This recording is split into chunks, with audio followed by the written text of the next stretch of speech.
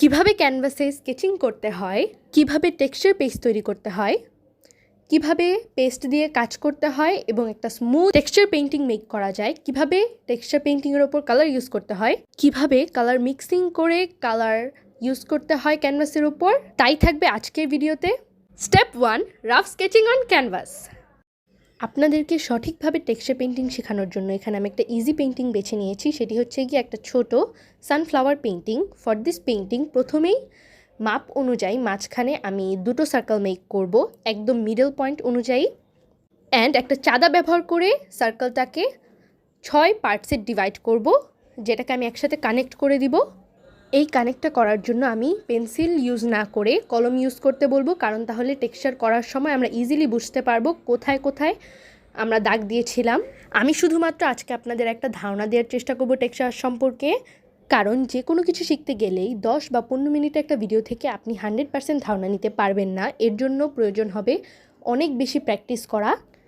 যে 6টা ভাগ করেছিলাম সেটার প্রত্যেকটার মাঝখানে আমি আরেকটা দাগ দিয়েছি, অ্যান্ড সেটার সাথে প্যাটালসগুলোকে আমি জয়েন করে দিচ্ছি। বাই দ্যাট আস্তে আস্তে একটা সানফ্লাওয়ারের রূপ নিচ্ছে পেইন্টিংটা। পুরোটা ড্র করার পর আমার কেন জানি এই দুটো সাইড একটু খালি খালি লাগছিল, তাই এখানে আমি দুটো 4টা পেটাল দিয়ে দিয়েছি। Step 2, paste making. একটা পারফেক্ট পেস্ট বানানোর জন্য আমাদের মেইনলি 2 ধরনের পাউডার লাগবে, which is white cement and POP, which is plaster of Paris. And পিওপিটা নর্মালি আমি আহবাব থেকে নিয়েছি, 60 টাকা কেজি নিয়েছিল। অ্যান্ড হোয়াইট সিমেন্টটা এনি হার্ডওয়্যারের শপে আপনারা পেয়ে যাবেন। আমি এরকম একটা স্প্যাচুলা অ্যান্ড একটা ছাঁকনি নিয়েছি। আমি আসলে এই কাজটা প্রায় করি, তাই আর কি আমি একটা আলাদা কিনে নিয়েছি। এই স্প্যাচুলা বা ছাঁকনি কোনোটাই কিন্তু আর খাবারে ব্যবহার করা যাবে না, এদিকে অবশ্যই খেয়াল রাখতে হবে। টেক্সচার পেস্ট বানানোর জন্য অনেকে আপনাকে বলবে যে হোয়াইট সিমেন্ট ইউজ করলে একটা পারফেক্ট স্ট্রং টেক্সচার পেস্ট বানানো যায়, কিন্তু দিস ইজ রং। একটা পারফেক্ট টেক্সচার পেস্ট বানানোর জন্য আমার মনে হয় perfect ratio off white cement and POP দরকার। যদি আপনি 3 table spoon off white cement use করেন তাহলে 2 table spoon of plaster of Paris use করতে হবে। মানে রেশিওটা হাফও না, আবার 1:2ও না। পিওপি অ্যান্ড হোয়াইট সিমেন্ট দোনোটাকেই খুব সুন্দর করে ছেঁকে নিতে হবে, শেষে যে জিনিসটা বাকি থাকবে সেটাকে ফালাই দিতে হবে। আমি শুধু হোয়াইট সিমেন্ট দিয়েও কাজ করে দেখেছি, এত পরিমাণ ক্র্যাক হয় দ্যাট কোনোভাবেই ওইটা ফিক্স করা যায় না। এখন দিতে হবে গ্লু। গ্লু নিয়ে কোনোভাবেই কিপটামি করা যাবে না। আপনি যে পরিমাণ গ্লু ইউজ করবেন তাই এনশিওর করবে আপনার পেস্টটা কতটা স্ট্রং হবে। এখন আমি অল্প অল্প করে পানি মিক্স করব, বেশি পানি মিক্স করা যাবে না। আমি যেরকম থিকনেস চাচ্ছি সেই অনুযায়ী পানি ইউজ করতে হবে। ফার্স্ট টাইম যখন আপনি পেস্টটা মিক্স করবেন তখন দেখবেন অল্পতেই আপনার হাত ব্যথা হয়ে যাচ্ছে, বাট আস্তে আস্তে প্র্যাকটিস করতে করতে আপনি প্রো হয়ে যাবেন। এরপর আমাদের লাগবে কয়েকটা পাইপিং ব্যাগ। পাইপিং ব্যাগ দারাজি আপনারা কিনতে পারবেন, 50 টাকায় মনে হয় আমি 20টা কিনেছিলাম।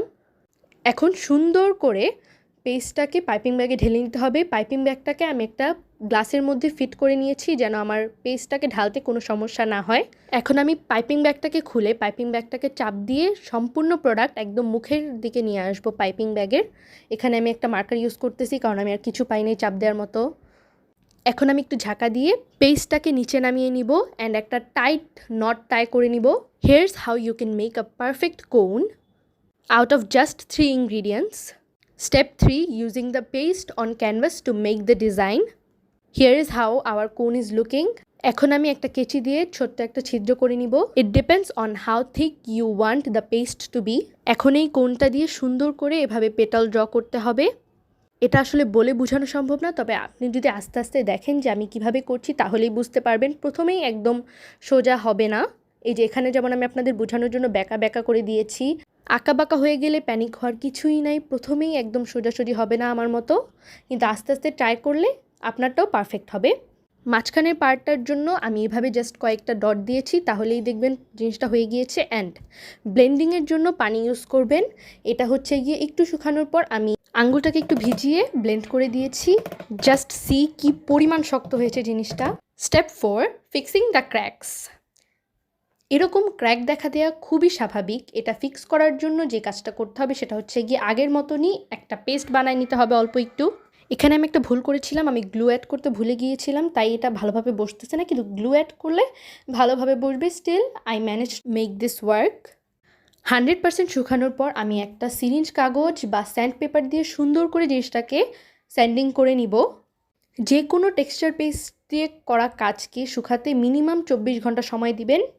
আফটার অলমোস্ট 24 আওয়ার্স আপনি খেয়াল করতে পারবেন জিনিসটা একদম ইটের মতো শক্ত হয়ে গিয়েছে। সকল উঁচা নিচা যেসব জায়গা আছে সুন্দর করে ফাইল করে নেবেন। স্যান্ডিং শেষ হওয়ার পর একটা ব্রাশ দিয়ে সুন্দর করে উপরের যে পাউডারটা থাকবে স্যান্ড করার পর সেটাকে সুন্দর করে ওয়াইপ অফ করে ফেলবেন। Step 5, smoothing the texture. এখানে আমি জেসো ইউজ করতে গিয়ে দেখি যে জেসোটা পুরোটা শক্ত হয়ে গিয়েছে, খুলছে না, তাই গরম পানি দিয়ে জিনিসটাকে খুলে নিলাম। এখন আমি সুন্দর করে জেসো অ্যাপ্লাই করব। এখানে একটা টিপস, জেসো অ্যাপ্লাইয়ের ক্ষেত্রে অবশ্যই অনেক জেসো অ্যাপ্লাই করতে হবে। জেসোটাই এনশিওর করবে আপনার টেক্সচার আর্টটা কতটা স্মুথ হবে।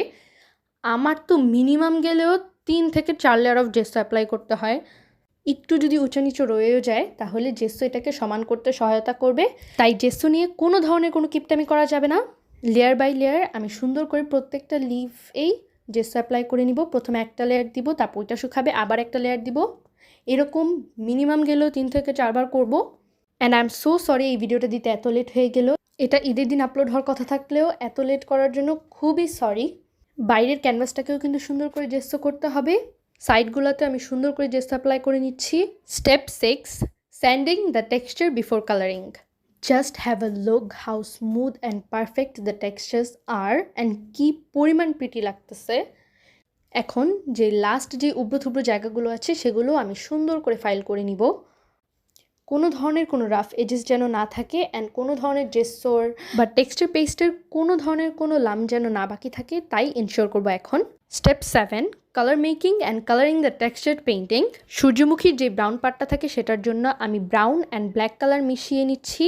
এখন আমি মিডল পার্টের একদম ফার্স্টের দিকে এই কালারটাকে আস্তে আস্তে করে অ্যাপ্লাই করব। এরপর এই ব্রাউন কালারটার সাথেই হালকা একটু ইয়েলো মিক্স করে আবার একটা শেড ক্রিয়েট করার চেষ্টা করব দুইটা কালার মিশিয়ে। And for the last section আমি জাস্ট নর্মাল বার্ন সিয়ানা কালারটা ইউজ করছি। এখানে মূলত আমি একটা শেডেড লুক দেওয়ার চেষ্টা করেছি, কারণ একটা সূর্যমুখীর তো আর সব জায়গায় এক কালার হয় না। And this is how it looks after. এখন আমি সবগুলোকেই একইভাবে করে নিয়েছি। এখন আমি পেটালসগুলোকে পেইন্ট করব। এটার জন্য আমি পেল ইয়েলো কালার ইউজ করছি। প্রথমেই একটি পাপড়ির একদম বাইরের দিকটাতে আমি পেল ইয়েলো কালার ইউজ করেছি। দেন নিচের পার্ট থেকে বা একদম মূলের পার্টে থেকে আমি হালকা একটু অরেঞ্জ দিয়ে একটা শেড দেওয়ার চেষ্টা করেছি।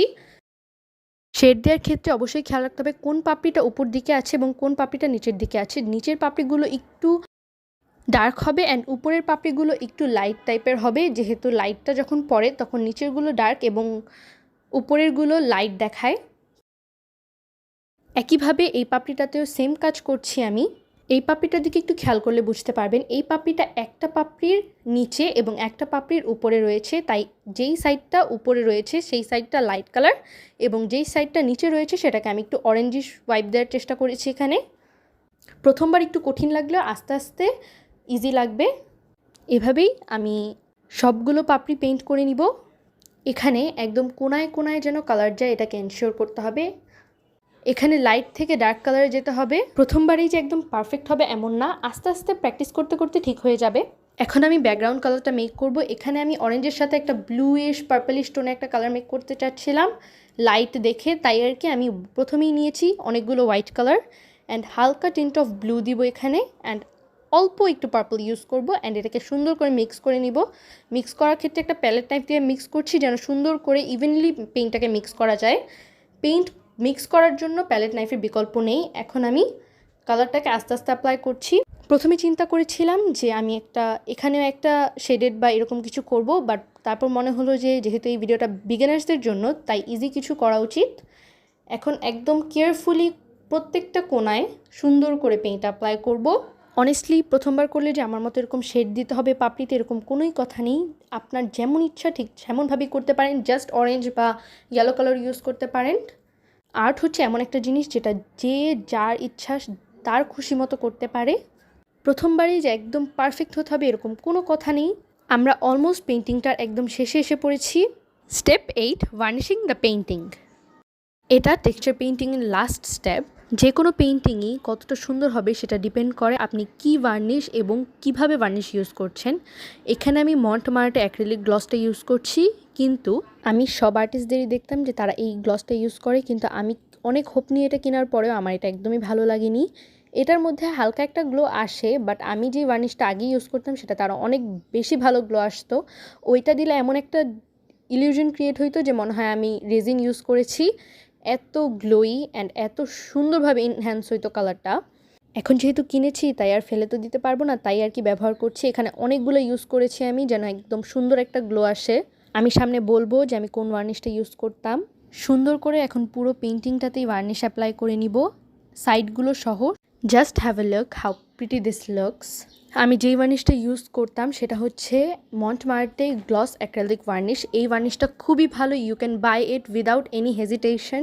ভিডিওর শেষে এই ভার্নিশটা দিয়ে করা আমার কিছু কাজ দিয়ে দিব না। আপনাদের যদি এরকম টিউটোরিয়াল ভালো লেগে থাকে তাহলে আমার চ্যানেলটাকে সাবস্ক্রাইব করতে ভুলবেন না। আজকের জন্য এইটুকুই। নতুন কোনো ভিডিও রিকোয়েস্ট থাকলে আমাকে কমেন্টে জানাতে পারেন। And this is the final outcome.